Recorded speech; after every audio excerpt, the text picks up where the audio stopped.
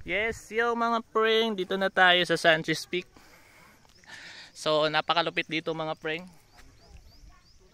So dumaan kami doon sa kabila kasi dalawang dalawang daanan dito. Kung gusto yung mas malapit lang, doon kami dumaan. Pero kung gusto mo talaga yung pinaka-thrill talaga na mga ilang oras yung lalakarin mo, meron dito, merong isa dito.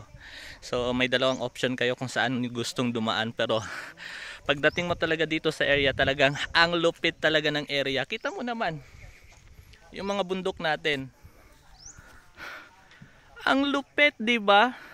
So currently it's already 8:20 in the morning, and there's the status here in Sanchez Peak.